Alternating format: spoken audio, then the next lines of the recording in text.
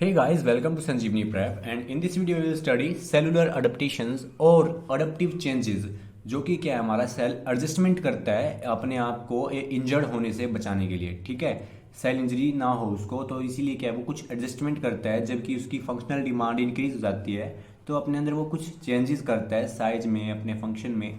तो उनको हम क्या बोलते हैं, सेलुलर अडेप्टेशन कर रहे बोलते हैं, जो कि एक सेल एडजस्टमेंट करता है, अपने अंदर कुछ चेंजेस करता है। ठीक है, तो देखते हैं अभी। तो देखो फर्स्ट क्या हमारा एट्रोपी। ठीक है, फर्स्ट जो हमारा वो क्या है, एट्रोपी। एट्रोपी में क्या होता है, decrease in the size of a body part like tissue और organ due to cellular shrinkage. मतलब कि कोई भी बॉडी का पार्ट है लाइक ऑर्गन, ऑर्गन किससे बना होता है, ग्रुप ऑफ टिश्यूज से।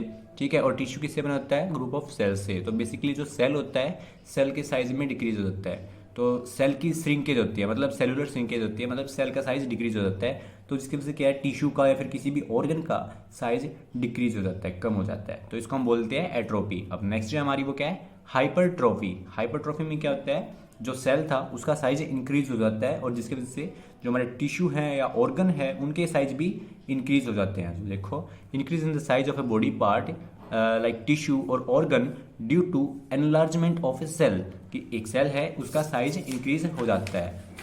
ठीक है, जैसे कि ये हमारा एक ये सेल है और इस सेल का जो साइज है वो डिक्रीज हो जाए, उसको हम बोलेंगे एट्रोपी। अगर इसी सेल का साइज अब इससे दुगना हो जाए, इसको बोलेंगे हाइपरट्रॉफी। ठीक है, तो इसकी क्या है, साइज में एनलार्जमेंट आ रखा है। ठीक है, उसके बाद हमारा हाइपरप्लेशिया है। देखो हाइपरप्लेशिया क्या होता है, increase in the size of organ और tissue by increasing the reproduction rate of its sales.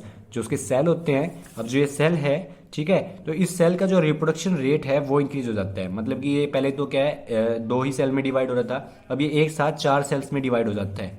ठीक है, तो देखो एक टिश्यू है ये, तो इसका साइज इंक्रीज हो जाता है इसकी कंपेयर में देखेंगे तो। ठीक है ना, इसकी कंपेयर में देखेंगे तो साइज इंक्रीज हो जाता है। वो किसकी वजह से होता है, यहाँ पे क्या है, इसका नंबर ऑफ सेल्स इंक्रीज हो रहे हैं, बट यहाँ पे क्या है, सेल का साइज इंक्रीज हो रहा है। ठीक है, तो इसे बोलते हैं हम हाइपरट्रॉफी। क्या बोलते हैं, हाइपरट्रॉफी।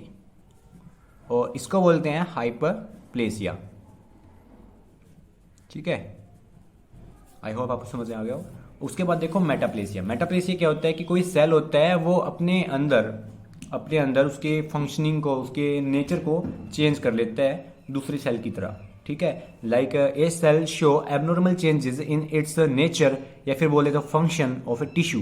जैसे कि कोई स्किन का सेल है तो उसका जो एक फंक्शन है, अपने पर्टिकुलर फंक्शन को छोड़ के वो दूसरे स्किन के सेल्स के फंक्शन कर रहा है, तो उसको हम बोलेंगे मेटाप्लेसिया। ठीक है, उसके बाद है नेक्स्ट डाइसप्लेसिया। डाइस का मतलब होता है डिसऑर्डर्ड। ठीक है, और प्लेस मतलब कि जो उसकी डेवलपमेंट हो रही है, प्लेसिया। ठीक है, तो जो उसकी डेवलपमेंट हो रही है वो डिसऑर्डर्ड हो रही है।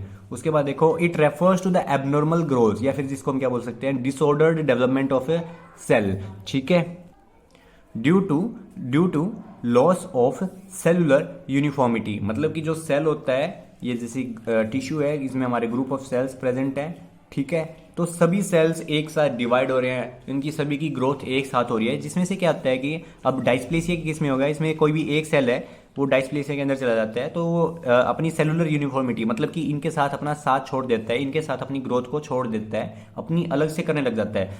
तो देखो, ये हमारी इनमें से एक सेल्स थे, ये तो डिवाइड हो रहे हैं यहाँ पे 2 में, ये उसी टाइम पे ये क्या है, ये 5 में डिवाइड हो रहा है। ठीक है, तो यहाँ पे क्या है, इसका इस सेल का क्या है, यूनिफॉर्मिटी, मतलब कि इसके साथ यूनिटी खराब हो रही है इनकी, इस सेल की। तो ये इनके साथ नहीं चल रहा है, इस टिश्यू से अलग ही चल रहा है ये। देखो अब देखते हैं इनका स्ट्रक्चर के साथ।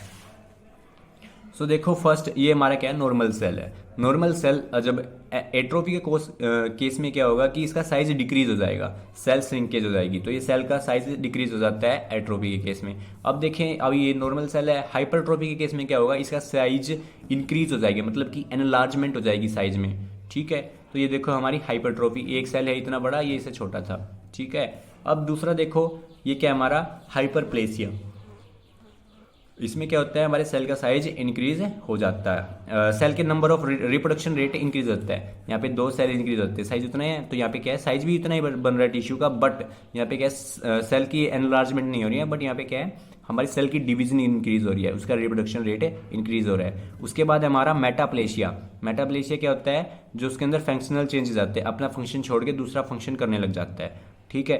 उसके बाद देखो हमारा क्या है, डायस्प्लेसिया। डायस्प्लेसिया में क्या होता है कि जो ग्रोथ हो रही है उसकी वो अलग हो रही है। देखो यहाँ पे क्या है, हमारा ये स्ट्रक्चर इसमें मिसिंग है और ये इसके अंदर डेवलपमेंट भी अलग कर रहा है, तो इस तरीके से होती है हमारी डायस्प्लेसिया। ठीक है, तो ये थी हमारी adaptive changes of cellular injury. I hope आपको वीडियो अच्छी लगी होगी।